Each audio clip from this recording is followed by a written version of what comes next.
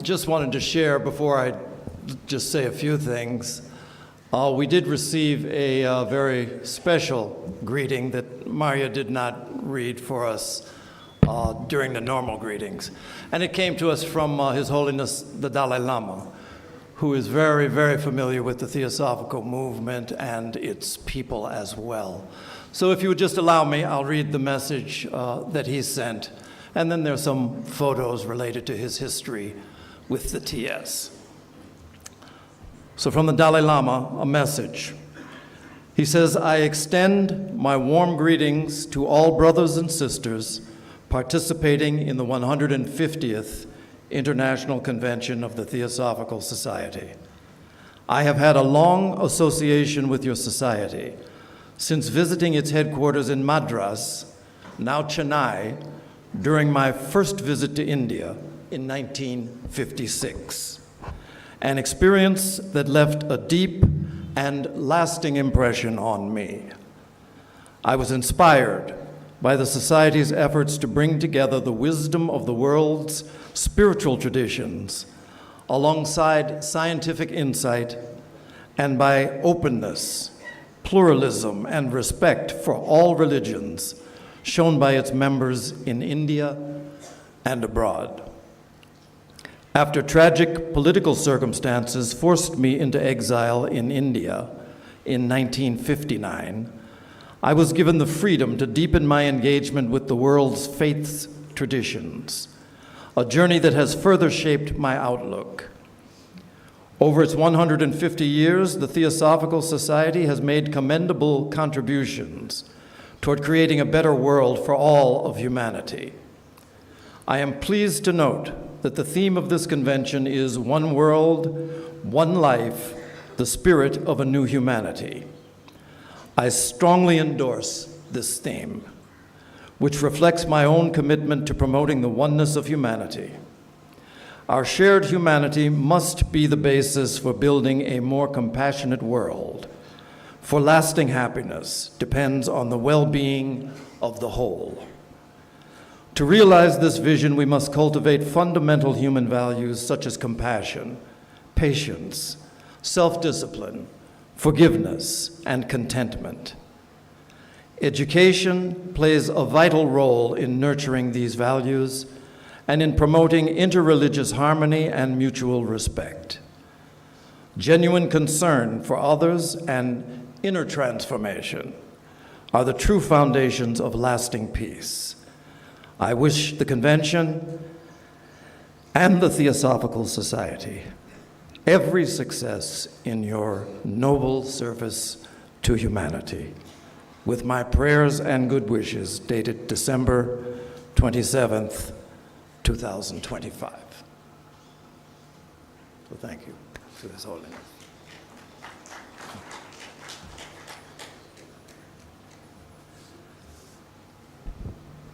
All right, now I'm just going to say a few words. First, let me ask, I know Isis was, but who here was a member 50 years ago? And I know there's a bunch of hands that need to go up. So when the Theosophical Society celebrated its 100th anniversary, there are some of us who were members at that time. I also raised my hand. It was a wonderful event held here and in other places around the world, principally in New York. And it was something that was remarkable. Remarkable if only for the fact that it happened at all, given all of the challenges that had beset the early days of the Theosophical movement. That was 50 years ago. All of us are here sharing a moment, and I do hope that 50 years from now, someone will be asking you if you were here, and you'll raise your hand.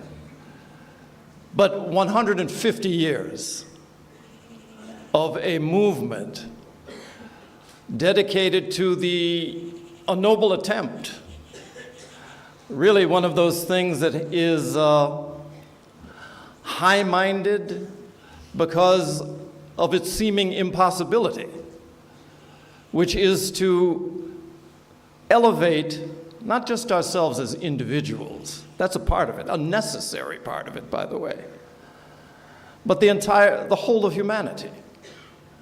It's a work that we sign on to in a particular life, aware of its impossibility during the course of the brief span of time that we're allowed here in this world. So it's a long-term project that we find ourselves committed to and acting for now. So 150 years into this movement, we have been, as much as we treasure this moment and this gathering together, we should never lose sight of the many, many people. I mean, we could look at it as if they're standing beneath us. The ground that supports us is these many people who have come before and who have made this moment a possibility for us and who have made it possible for the world, even in such difficult and seemingly dark times, to be aware that the light never fades. In fact, it brightens. And so that's what we come together for. That's what we make the attempt to do, and we do it through a connection with each other and through a connection with that divine wisdom, which we find somehow has drawn our attention and come to life in some way within us. I'm going to be giving just a brief address related to some of the things that have happened here at Adyar. Many of you are familiar with this place, but actually few of you are here to really see the way things develop. We end up telling you about it when you come once a year, some of you more often, and many of you have been able to see over many, many years how the work we do and the way we try to express it has unfolded here. So anyway, let me just read a little something. The big event and the strong focus of this year's activity was the 150th anniversary of the Theosophical Society, of its founding. Throughout the year, here at Adyar and in sections around the world, an attempt has been made to assess the TS's history and impact on global culture. One significant event during the course of this year has crystallized this moment. As all of you know, every 7 years, approximately every 7 years, we have a World Congress. Last time it was held in Singapore. Actually, it was the first time that one of the World Congresses had been held in Asia, in a place other than here in India. All other continents, we have had the World Congress. But this year, 7 years passed, and we returned to the North American continent, where the TS was founded in 1875. We were hosted by TS Canada, of which some of the members are here with us today, and almost 400 people from around the world joined us in Vancouver for that event. An additional 2 days were devoted to the Theosophical Order of Service International Conference as well.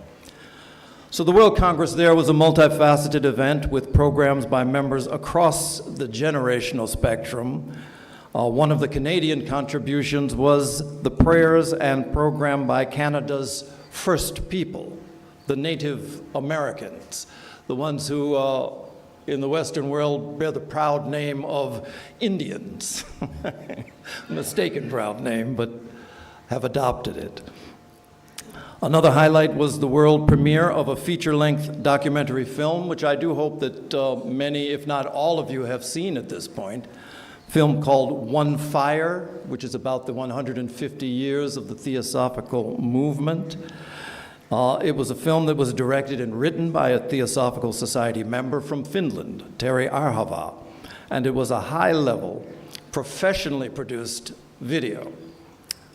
Hour and 50-minute film, which we will be screening here during the course of this event. It traced the impact of the Theosophical movement across time, across continents, and it brought together the views of authorities in the fields of music, art, religion, spirituality, politics, and history. Just some of the places that the Theosophical movement has touched the world. The film has had theater screenings in many countries around the world already, and on Foundation Day for the Theosophical Society, November 17th, we released it globally on YouTube for any and everyone who wanted to see it, of course, at no charge. I didn't check this morning, but as of a couple of days ago, more than 120,000 people had watched this film. So it's something that has had an impact and will continue for quite some time. So there have been a number of noteworthy activities here at Adyar, and I'll try to be brief with that because we have a little video that's going to go into some of this. Here, I think many of you were on hand when we announced the beginning of the Adyar Eco Development Project here, AED.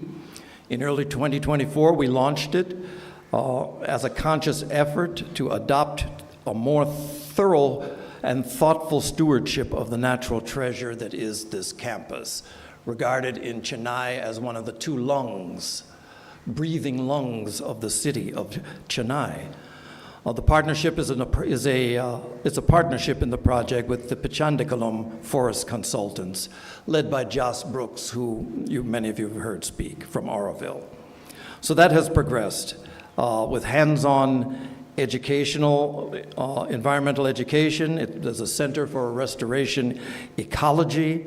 Since unveiling the project to the delegates at the 149th convention, the team has quietly gone about transforming pockets of the campus into beautiful, healthy spaces for contemplative immersion and learning. Even though probably you've only been here for a day or so, if you have walked around the campus, you have to be aware that there are many spaces that have been created for, not just for your comfort, but for quiet, for contemplation. Very lovely spaces. Recently, the pond even over here has been something. The lotus pond has been renewed. Many hundreds of new native saplings continue to be planted in various parts of the campus, including lesser-known medicinal herbs, as well as a sacred grove species, emblematic of this region's native flora. Spaces around the campus have been revitalized and made more accessible through thoughtful landscaping work, beautiful granite benches, which I see many of you sitting on, which was the point of it. Those have been installed. The children of the Alcott School were provided new inviting places to enjoy their meals. Also, carved sculptures now grace the gardens and pathways. A new blue-green center has been erected and is active in the Sapota Orchard, just next to the Alcott Memorial High School, higher secondary school. It's a classroom which is functional, as well as the team of environmental educators that are developing and have developed an environmental educational curriculum that is being taught not only to our students, but to students within the greater Chennai community. So the team quickly bonded with the children, and throughout the year they've highlighted the complexity and interconnectedness of the life around us. Looking ahead, the team has been actively working toward more collaborations and partnerships with schools, educators, ecologists, community workers, artists, and funders. The art project and the Blavatsky Museum, which immediately following this program, we will be opening the 100th year of the Blavatsky Museum of Art, and the art project will be visible in the museum over here. I do hope that if not today, at some point during the course of this event, every one of you will get a chance to see the museum in its new look. It's something that has been with us for 100 years now, but it's through the work of our people in the museum and our art project coordinator, it's something that has really become quite special. So you'll get a chance to see that and judge for yourself. And I'd like to hear from you. But it marked a turning point this year, successfully completing the conservation and restoration of more than 100 paintings. It's an effort that began 2 years ago. For 25 of these works, the regular glass was replaced with German museum-quality glass to ensure their longevity and enhance the viewer's experience. This operation included the iconic work of Nicholas Roerich, The Messenger, which prompted the establishment of the museum in 1925. Simultaneously, a series of preparations was made for the museum's centenary, a booklet which depicts 30 pieces from our collection with historical references, was published for this occasion, and it's a beautiful booklet. It's going to be available probably in our bookstore, but I'm sure at the museum itself. This is something you need to take home and share with your lodges and with your friends. It's a beautiful picture booklet with very good descriptions as well. So following this process, climate control was done for the collections, dehumidifiers were purchased, the museum space was deinstalled for a comprehensive architectural renovation. So all of this has taken place during the course of this year. In external activities, the art project was presented at the World Congress in British Columbia, Vancouver, and a visit was organized to the Vancouver Art Gallery's vaults to view paintings of Lauren Harris, a famous theosophist and artist from the early 20th century, Canadian artist. Lastly, the Artist in Residency program was relaunched after more than a century. And we have Christine Odland and Frederick Soderberg, who have been here now since October, producing art and also working with the School of the Wisdom since their arrival here. Their presence on the campus has been vivid, and the outcomes of their time in Adyar can be seen in their exhibition also next to the museum. The Adyar Library has been undergoing an automation process since 2024. The project at the Library and Research Center is in its final stages of testing and troubleshooting of the various systems and software. Project serves two major divisions within the ALRC, the Books Division and the Manuscripts Division. It is being done to enable, 1, a quick search of books or manuscripts, and 2, secure storage and retrieval in soft copy formats. So it's been put into Koha software, which is an open source library management software used really in libraries around the world. At the Adyar Library, it has been introduced to manage library memberships and our database, over 150,000 book titles. We also have over 20,000 paper and palm leaf manuscripts being digitized. The Alcott Memorial Higher Secondary School has had significant upgrades over the past year. In conjunction with the Shiv Nadar School, a track and field facility was constructed. A blue-green center was also built and is now fully staffed and operational, serving as an eco-educational hub for this area. The center was inaugurated in April and attended by members of the TS, educators from neighboring schools, and community leaders in restoration, ecology, and climate science. And the Adyar Theosophical Academy, which is just across the road here at Besant Avenue, it continues to expand, adding one new grade level every year. Currently, we're up to the 8th standard. As a result, the school has outgrown its current campus and location in what was repurposed, the Theosophical Publishing House, which was repurposed, and the Vasanta Press buildings. So in October, ground was broken for the new school campus on the Kirby Gardens site of the Adyar campus. Kirby Gardens is if you go out to Besant Avenue and just keep going left to the end of this property, that's where the Kirby Gardens and that's where the new school will be opening. We're hoping to have it ready for the next school year. So those are just a few updates. If we went into really so many of the things, we would run out of time for a convention, so we're not going to do that. At this point, I want to turn it over. We're going to have a video that is going to be done. Many of you may be aware that, particularly those of you who have been here for more than 50 years, you will be aware that the president's address used to be something that was delivered by the president sitting and reading through the reports for the next hour, hour and a half. We tried to change that. We made it, when I first got here, we made it into a video format. At that point, I was doing all that work myself. I loved it. It was fun. Fast forward 9, 10 years later, and somehow some of the fun had gotten taken out of it. So we wanted also to use our time much better. So this year, I have turned this over to some of our young Theosophists who have produced a video of half the length that we used to inflict on ourselves. And that will be presented now. And it's more of a global view than a specific section by section account. So at this point, I will turn that over to our technical people, and you can take it from here. Thank you.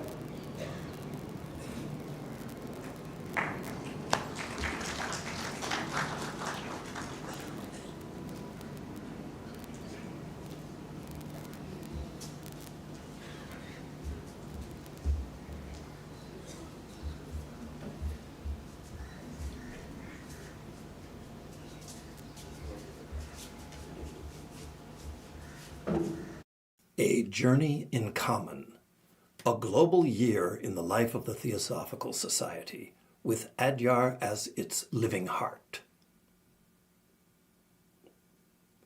150 years ago, a flame was lit, not to illumine a single place or tradition, but to reveal a demanding truth.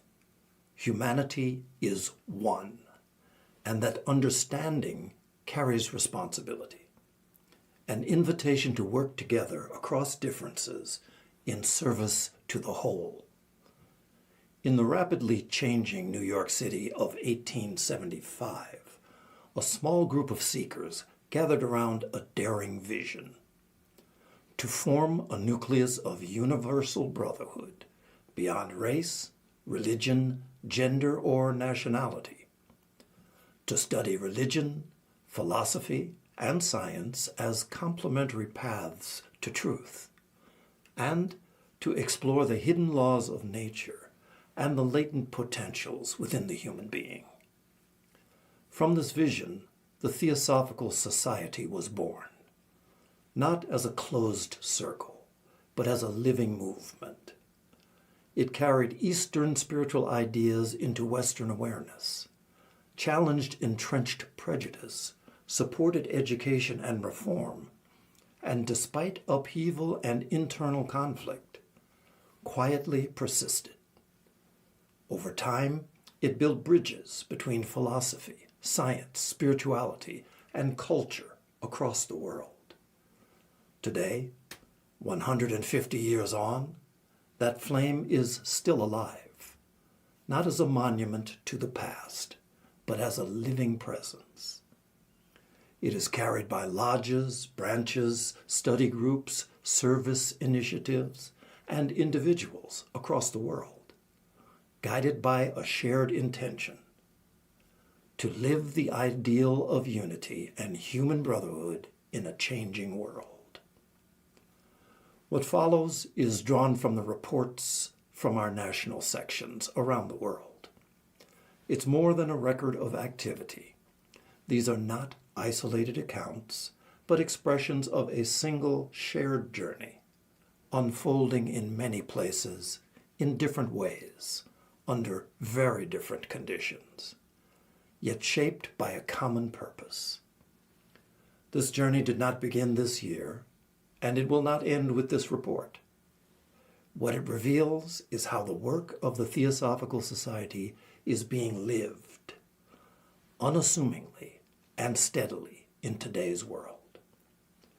What follows is not a geographical tour, but a journey through this shared experience.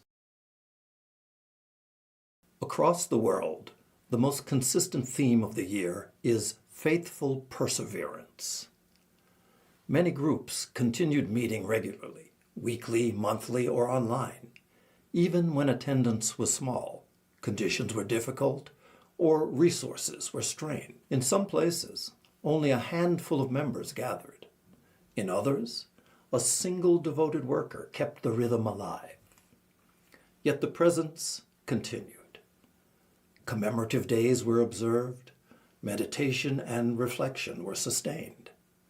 Economic pressures, social change, migration, and shifting in patterns of participation reshaped many communities, prompting lodges to creatively adapt their formats, locations, and rhythms. Across regions, the work continued in diverse forms, ranging from online study circles and international gatherings to peace meditations in war-affected areas. Local ecological restoration, archival preservation, and youth-led initiatives, which unfolded as a shared endeavor of consciousness, rather than a coordinated campaign. At the center of this global web stands Adyar, as a symbolic and practical heart, a place of memory, renewal, and orientation, continually shaped by the very global movement it serves. In many places, continuity itself became an act of service. To meet regularly, to read together, to observe White Lotus Day, Foundation Day, or Adyar Day with sincerity, to hold meditations for peace while surrounded by turmoil. These were not small achievements. Real courage and determination run through many of the reports from our national sections. The global movement today relies on action and engagement. Those of its members across continents whose hearts connect with each other with the common mission to serve humanity by cultivating an ever-deepening understanding and realization of the ageless wisdom, spiritual self-transformation, and the unity of all life. If one practice unites almost every report, it is study. Across continents, there was a deliberate return to foundational texts. The Secret Doctrine, the Key to Theosophy, the Mahatma Letters, the Voice of the Silence, At the Feet of the Master, the Ocean of Theosophy, and works by Blavatsky, Besant, Ledbetter, Judge, Taimni, and many others, even contemporary writers. This return reflected a conscious re-anchoring. In a world saturated with information, many groups chose depth over novelty. Slow reading, shared reflection, long-term programs, and courses on theosophy that allow understanding to mature, echoing the very beginnings and always present note of the movement where members and sympathizers, curious minds and spiritually eager souls gather together in the lodges and study groups, trying to approach that wisdom and to figure out the best possible way to live and manifest it in the world. Introductory courses flourished alongside advanced study, often carefully structured to welcome newcomers without diluting philosophical rigor. In some regions, these courses reached hundreds. In others, they remained small and intimate, allowing new members to be accompanied and inspired. In all cases, study is linked to discernment, ethical responsibility, and inner transformation, suggesting a shared intuition that theosophy must be lived as well as understood. The local lodge continues to be the heart of theosophical life, while also its most fragile expression. In response to changing conditions, many lodges reimagined their forms, moving toward dialogue, adopting hybrid meetings, adjusting schedules, sharing resources, or redefining themselves as study centers. Where such responsiveness took root, participation often deepened, revealing the lodge not as a static institution, but as a living organism capable of change without loss of essence. Again and again, reports remind us, fellowship does not depend on numbers, but on depth of presence, sincerity of intention, and the quality of attention that binds people in a shared purpose.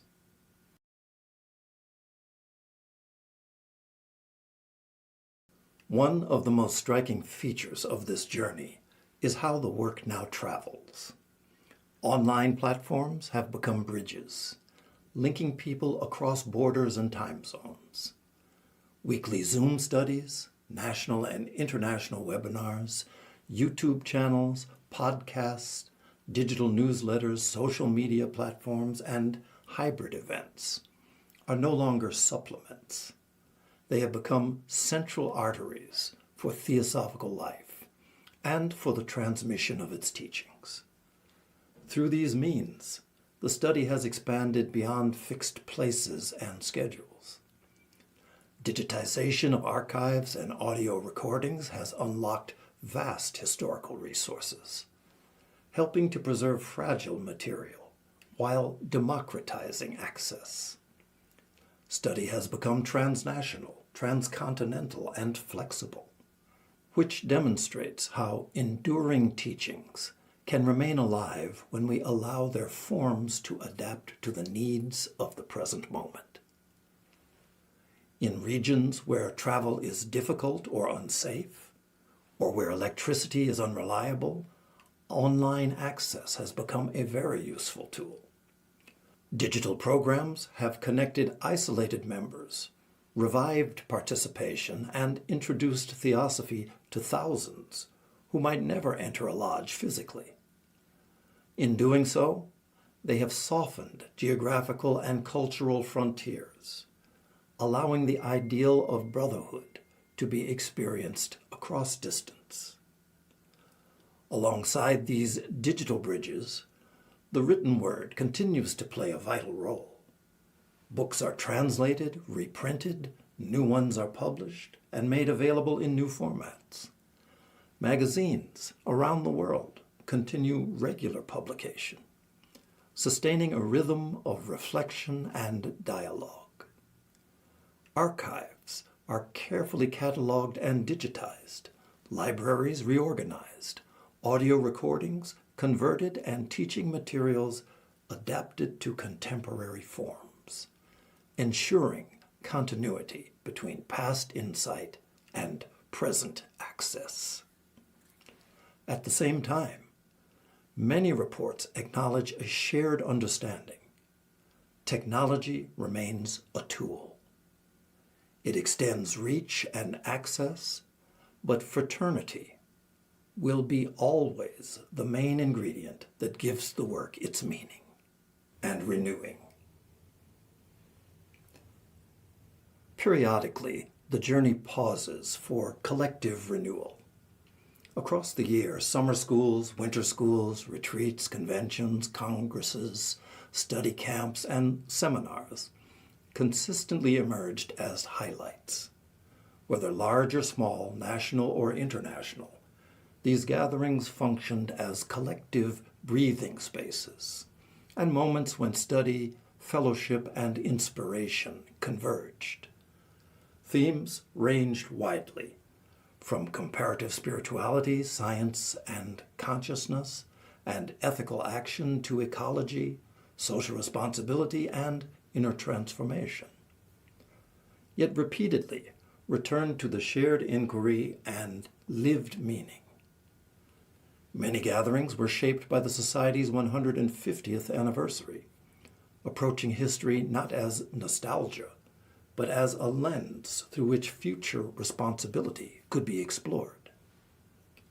The same spirit of renewal was reflected in the observance of shared dates across the world.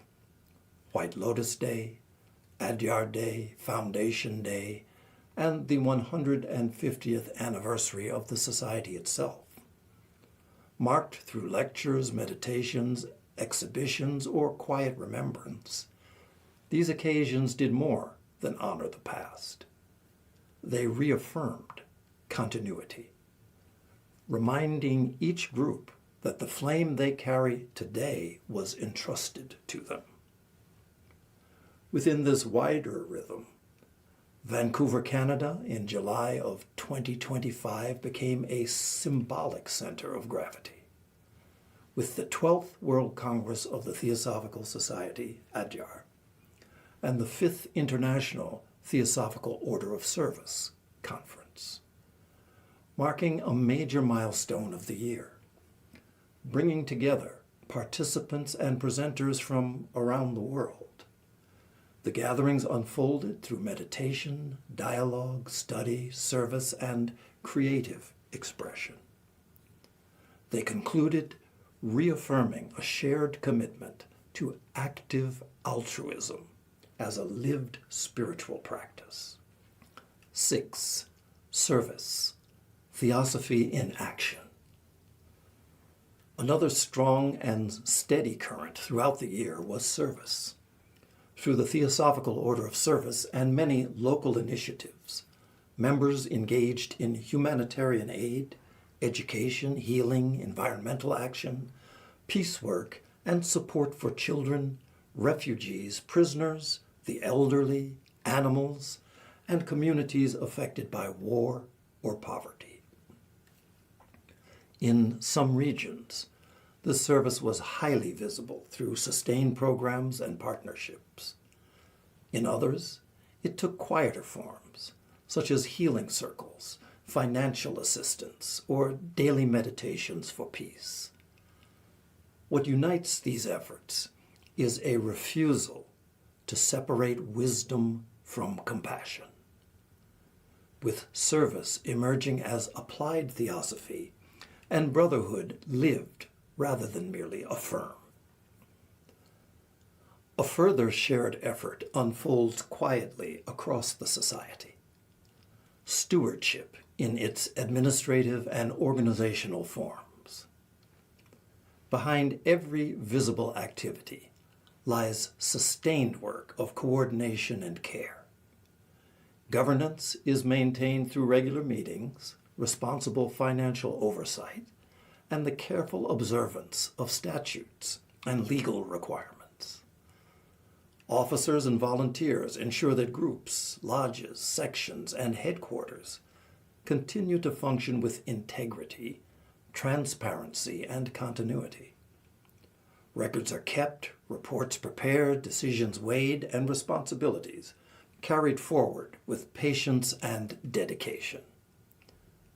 Alongside this administrative labor, physical and institutional frameworks are tended. Buildings are maintained, repaired, adapted, or when necessary, relocated. Libraries, archives, and offices are reorganized to meet present needs while honoring historical responsibility. These forms provide the stable ground upon which study, service, and fellowship can unfold. Such work rarely attracts attention, yet it forms the essential scaffolding of the society's life. Again and again, reports express gratitude for the volunteers and staff who carry these responsibilities, often quietly and without recognition. Their dedication ensures that the teaching is not only preserved in principle, but held within a living framework, capable of sustaining continuity across generations. And the question of the future. In the section's reports, the future appears not as a declaration, but as a question, quietly held. Some sections describe the difficulty of attracting and retaining younger members, while others highlight youth camps, leadership development, and younger participants stepping into positions of responsibility. Across regions, innovative approaches, book clubs, interdisciplinary dialogue, artistic collaboration, and experiential retreats suggest that Theosophy continues to resonate when it engages lived questions rather than fixed formulas. Within this landscape, the World Federation of Young Theosophists stands as one of the clearest signs of generational continuity. Through a sustained and intentional program of activity, it demonstrates that meaningful engagement with Theosophy among younger generations is not only possible, but actively unfolding when supported with care and trust. WFYT maintains a vibrant rhythm of online programs, regular study groups, discussion forums, creative evenings, podcasts, and thematic series that connect young Theosophists across continents. These digital spaces allow serious study to coexist with personal expression, dialogue, and community building, creating a mode of participation suited to contemporary lives without losing philosophical depth. In addition to its online presence, the Federation convenes international gatherings twice each year. One gathering takes place in a different part of the world, offering participants the experience of meeting across cultures and local contexts. The other is held annually at Adyar in December, providing a direct connection to the Society's living heart. These gatherings combine study, meditation, service, creative expression, and shared responsibility, strengthening bonds that extend beyond the events themselves. Honoring tradition while speaking in contemporary idioms, the World Federation of Young Theosophists embodies continuity without rigidity. It serves as a living bridge between generations, cultures, and inherited wisdom and emerging forms of expression. Seen as a whole, the work at Adyar this year presents not a collection of separate departments operating in parallel, but a single organism, quietly and attentively evolving. The various strands of activity, education, service, ecological care, preservation, publishing, and community life, interweave and inform one another. Adyar stands not as a command point issuing direction, but as a resonant heart, listening to the needs of the wider society, aligning with its founding ideals and offering a space where those ideals can be tested in lived experience. Adyar as memory and meaning. At the Blavatsky Museum and the Archives, restoration work preserved memory without freezing it in time. Careful conservation of the buildings, artworks, and documents was accompanied by openness to reinterpretation. Engagement with contemporary artists, evolving exhibitions, and renewed attention to themes such as women's contributions to Theosophy ensured that history remained a dialogue, honored yet open to fresh understanding. Adyar as living landscape. The Adyar Eco-Development Project, AED, continued to reveal the campus itself as a field of practice. Native planting, restoration of water bodies, soil regeneration, bamboo propagation, and the creation of contemplative spaces reshaped how people move through and relate to the land. Ecology here is not treated as an abstract ideal, but as a lived relationship, integrated into educational activities and partnerships with schools and learning centers on campus. The landscape becomes both setting and teacher. Adyar as education in practice. Education at Adyar finds one of its most vivid expressions in the Olcott Memorial Higher Secondary School, and the Adyar Theosophical Academy, where learning is approached as an integrated and value-based process. The Olcott School, with a student strength of almost 400, continues its long-standing commitment to free, quality education, complemented by free meals, emotional counseling, and scholarships for higher education. During the year, the school hosted a wide range of academic, cultural, and sporting activities, including a successful project day that highlighted students' creativity and engagement.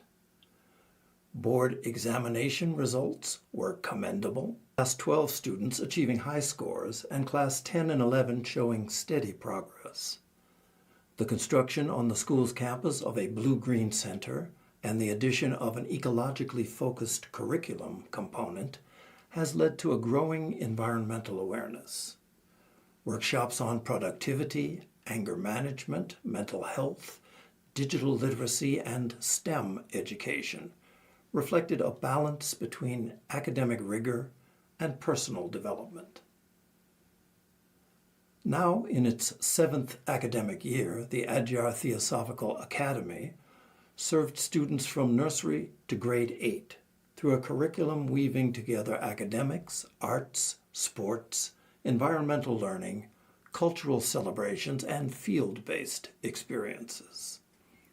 Infrastructure expansion, including new classrooms and the start of a new campus, supported this growing community.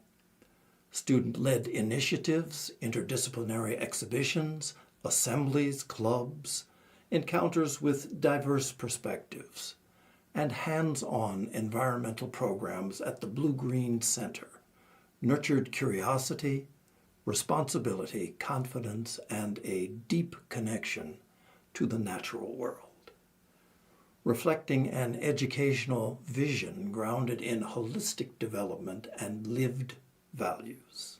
Adyar as service in action. Through the Olcott Education Society, service takes the form of dignity, with free holistic education, early childhood care, vocational training, and women's empowerment woven into daily life. Affirming that theosophy must touch lived realities, not remain only an idea. This spirit of practical compassion is also embodied by the Besant Memorial Animal Dispensary, which offers sustained medical care, sterilization, rehabilitation, and improved living environments for thousands of animals each year. Extending this ethic globally, the Theosophical Order of Service remains active in 38 of the 59 countries where the TS operates. Work on the ground continues through initiatives addressing education, health, environmental care, humanitarian aid, and healing. Together, these efforts express service as an ethic of responsibility, attentiveness, and respect for all life. The Adyar Library and Research Center and the School of the Wisdom embody two complementary modes of learning. The library continues to modernize access to its collections through the installment of the Koha automation system, with book search functions already operational, alongside renovations, new equipment, staff training, and growing public engagement through the libraries as community program. Complementing this work, the School of the Wisdom emphasizes slow study, dialogue, presence, and community, welcoming participants from around the world, primarily through in-person programs and select online sessions. Participants consistently note that wisdom here arises not only from content, but from relationship with teachers, fellow students, and the living atmosphere of Adyar itself. Through the Theosophical Publishing House and a supportive digital presence, Adyar continues to serve as a point of grounding and renewal. The publishing house plays a vital role in preserving and renewing the Society's intellectual and spiritual heritage through the production and distribution of classic texts, contemporary works, and study materials that support lodges, study groups, and individual seekers worldwide. Alongside this, communication is sustained through social media platforms such as Instagram, YouTube, and Facebook, where videos, updates, and reflections are shared and inquiries from members across the world are received. Together, these forms of outreach respond to the need for accessible, timely connection in a dispersed global community, helping ensure that theosophical ideas and values remain present, relevant, and reachable across generations and cultures.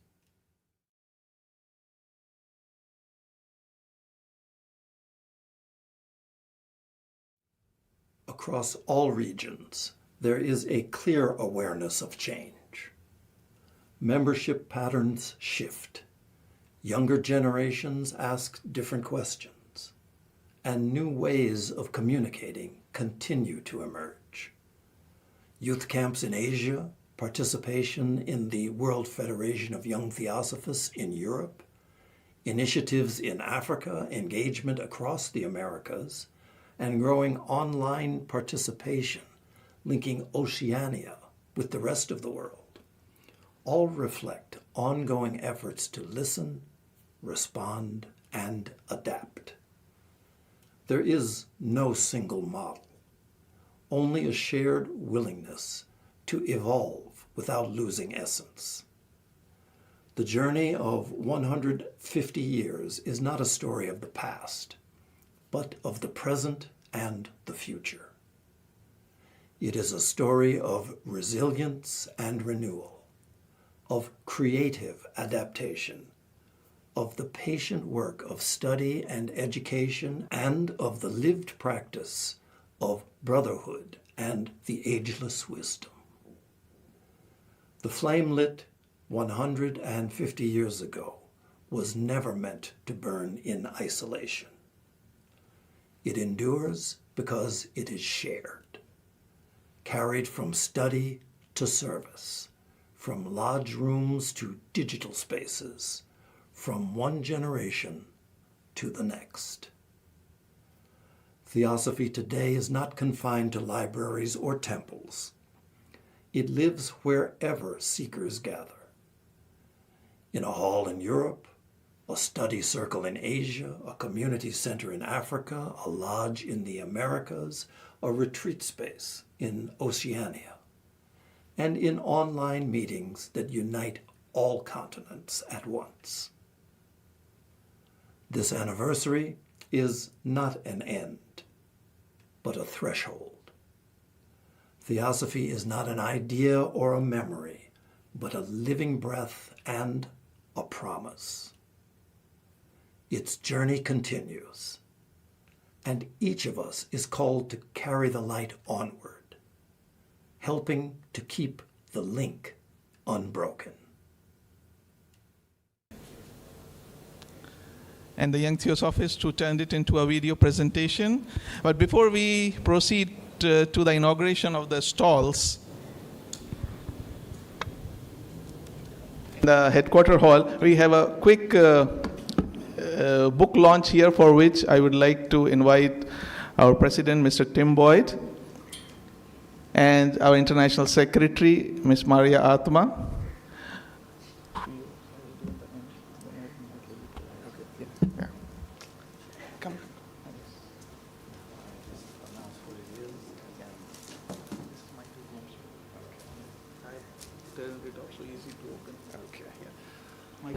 All right, during the course of this recent past, we have introduced a number of books through Theosophical Publishing House.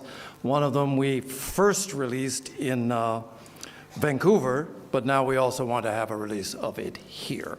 And this is a book by our Subba Row Medal Award winner for this year, Michael Gomes, who is a longtime historian. You can clap, it's all right. but his most recent book is the last of the collected writings from HPB, and it focuses on her Russian serials. So those are the ones that she sent back to the newspapers while she was traveling around the world. So this is the book by Michael Gomes. I should say that all of these books that we are going to be releasing are available during the course of this convention at the TPH book stall for 33% less than they would normally be. So take a couple of suitcases of them home with you. Michael Gomes.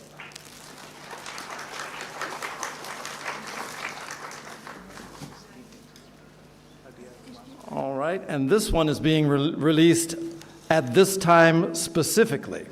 This is a book that I think you will find is a wonderful history and an unavailable history of this place. It's the story of people whose names do not appear generally as on the marquee of the Theosophical work. And it's a book by our own Geetha Jaikumar, and she has done so much work in the archives to produce Adyar, the Master's home, the story of its history, land, and people. Wonderful book, full of pictures as well, so you'll love it. And this one, like Michael Gomes' book, is just 50 steps away at a very good price. Thank you. The next book I will not introduce. Yes, because for a reason. it's a book I cannot ask our international president to release. So I would like to invite Mrs. Lily Boyd to come up on stage and release this book. And what better moment of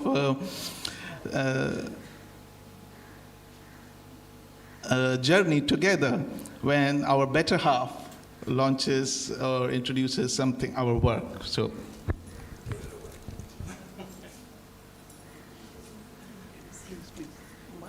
Here you go.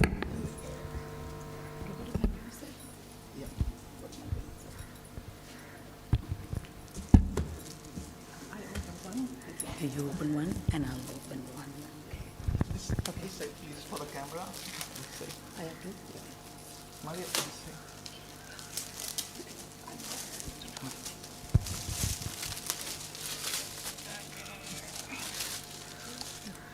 This is a book titled, as we all know, On the Verge of Wisdom by International President Mr. Tim Boyd. And I would request him to say, if he is not launching the book, to say a few words about the book. Thank you. You don't know, it was easier to write the book than to get my wife up here to launch it. So this is a very special treat. But it's a book, I enjoyed writing it. Many of you have heard me talk and have read things over the years. And to put it into this sort of form was a joy to me. And this one, like the others, is available at TPH. 33% off. If you want me to sign it for you, I'll be happy. Thank you. Thank you. Thank you, Mr. Tim Boyd, Lily Boyd, and Mariatama. And before we proceed to next session, just a very important announcement. We have a lemonade stall right out there, which has readied by some of our volunteers. It's for free. But there is a box next to it which says donations for Alcott Education Society. So please feel free to donate as much as you want, drink as much lemonade as you want. So this session is now... One thing. These peacock feathers. Sorry? Just wanted you to know, many people are aware that the collection of peacock feathers is a brutal industry. Also, many of you are aware that here at Adyar we have many peacocks. So these feathers that you see on either side of the podium are feathers from our peacocks that they released on their own. No harm was done to any animal to secure them. Just want to be sure you know that. And as Shikar said then, the session is closed. I'll see many of you at the museum opening at 11.